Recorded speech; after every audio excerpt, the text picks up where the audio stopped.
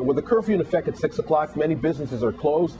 West Mall was out at Sunny Isle today. He spoke to the supervisor for Board of Elections, Mr. John Abramson, who has a special announcement.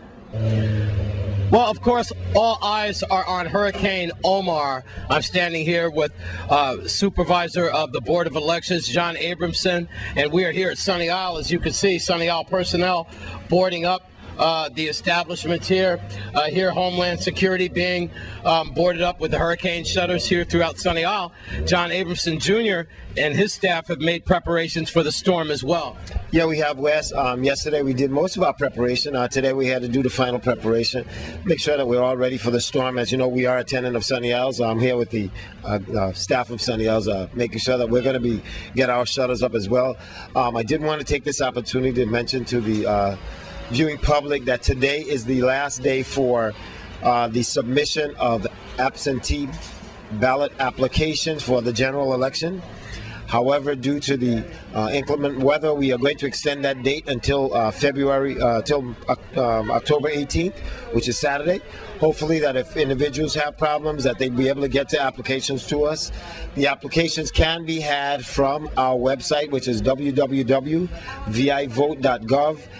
They can be faxed to our office as well. If they're faxed and have the time date on it, they'll be within the realm of time. Again, we're trying to extend the period. We know we're going to lose a couple days today and tomorrow, probably, and we're going to extend it. Friday we'll be in the office, and Saturday we'll be there as well to take in applications for the general election. Voting machines nice and covered? Everything's all ready.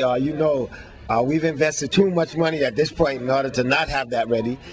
So we've battened down the shop. We're pretty much ready for the rest of the storm that may come. Like I said, I'm out here now doing the final preparations. We'll be ready to go, and hopefully this will be a small storm for the majority of the territory. We just pray God that we all come out of it well. All right, speaking of that, John, I'm glad you brought that up to this point. Right now, Hurricane Omar is packing sustained winds at 80 miles an hour. We should start feeling outer bands of Omar sometime later on this evening or perhaps later on in the afternoon. Right now, as you can see, it's drizzling out there. We're in the Sunny Isle area. I can tell you that seaborne aviation has been shut down throughout the day.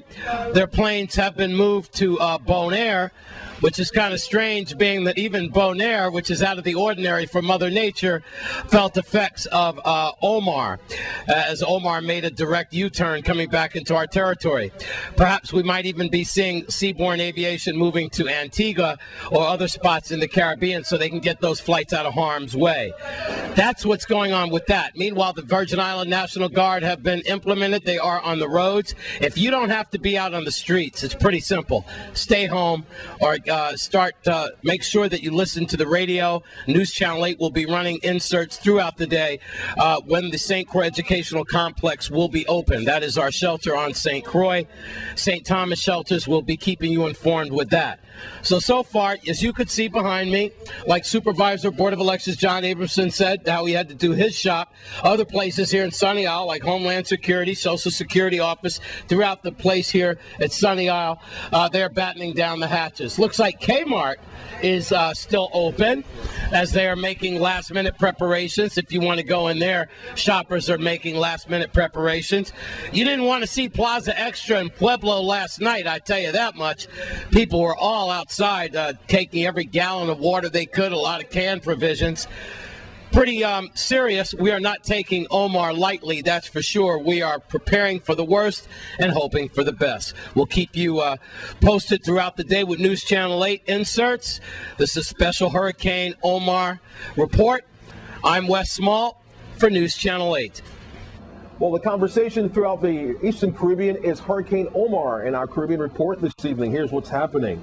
Coming out of Castries, St. Lucia, the meteorological office in St. Lucia has issued a severe warning for the island as of last night, Tuesday. The center of the tropical storm Omar was located near latitude 14.0 degrees north, longitude 69.0 degree west, about 355 miles south of San Juan. Speaking of San Juan, Puerto Rico, the Hurricane Center said Omar gained strength as of Wednesday today, southeast of Puerto Rico, and is expected to pass about 70 miles east of the island about 2 a.m., which will be Thursday morning as of actually the last coordinates. Coming out of Bastille St. Kitts. St. Kitts and Nevis Prime Minister and Minister of National Security Dr. Denzel Douglas has announced the closure of all schools and government offices and mobilization of National Emergency Management Agency, NEMA, and the various districts and committees. Also, Hurricane Omar was churning toward the Virgin Islands, according to the Weather Center. That's, of course, coming out of Miami, gaining strength as authorities issued warnings across much of the northeastern Caribbean. The U.S. National Hurricane Center warned, of course, of additional strengthening and forecast during the next, I would say, 12 hours or so. And, of course, locally here in the Virgin Islands, the Crown Princess cruise ship scheduled to berth at the Crown Bay cruise ship terminal as of tomorrow, October 16, has canceled its visits due to the inclement weather.